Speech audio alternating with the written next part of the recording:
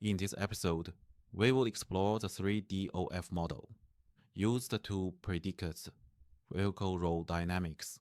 By the end of this video, you will master the modeling and simulation methods for this 3DOF system. This also serves as one of the foundational models for attitude control in autonomous vehicles. First, let's analyze the front axle. We simplify the sprung mass into a center of mass with a weight of mf. The rotation angle around the roll center is phi. The suspension roll stiffness is kf, and the damping is cxf. The vertical distance between the center of mass and the roll center is hsf, while the roll center height is hfc.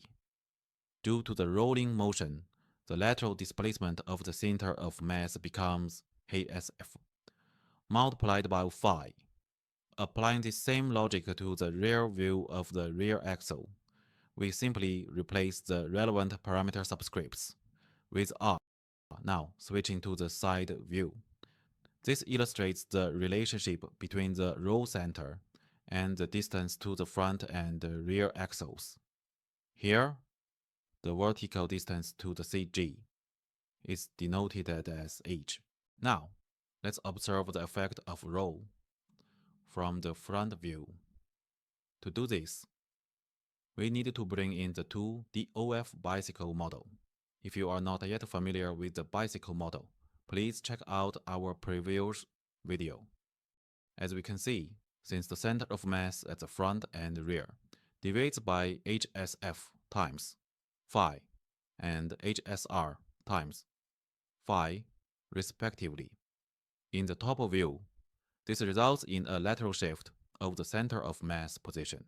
By supplementing the basic vehicle parameters, we have successfully established the 2DOF model in the top view and the 1DOF model in the front view. Together, these form the complete vehicle 3DOF model. Next, let's derive the kinematic equations. Equations 1 and 2 represent the lateral motion and the yaw motion equations. These are consistent with the standard 2DOF bicycle model we discussed earlier. Next, equations 3 and 4 calculate the lateral tire forces for the front and rear. Here is the critical part. Due to the roll motion, the center of mass at the front axle deviates. This deviation causes the front tire slip angle to increase by hsf times phi dot divided by v. Similarly, the rear tire slip angle increases by hsr times phi dot divided by v. Now, let's look at the roll dynamics in equation 5. It states that Ix times phi double dot equals the sum of the rolling moments. Finally, we define the parameters in equations 6 through 8.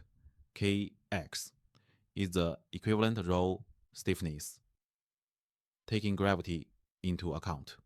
Zx is the total roll damping, and Mx represents the external rolling moment generated by the lateral forces F sub F and F sub R. Let's take a closer look at the frequency response, specifically the roll moment gain. First, observe the sharp peak at 1 Hz. This is the resonance point, which mathematically corresponds to the system pulse. At this frequency, the steering input matches the chassis's natural roll frequency. This means even a small steering input is significantly amplified, potentially causing severe body roll or instability. Next, notice the deep valley at 2.5 Hz. This is known as anti-resonance, corresponding to the system zeros.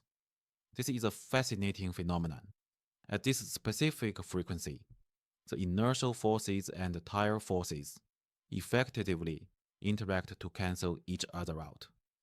As a result, the roll response is strictly suppressed, making the vehicle appear unresponsive to roll excitation at this frequency.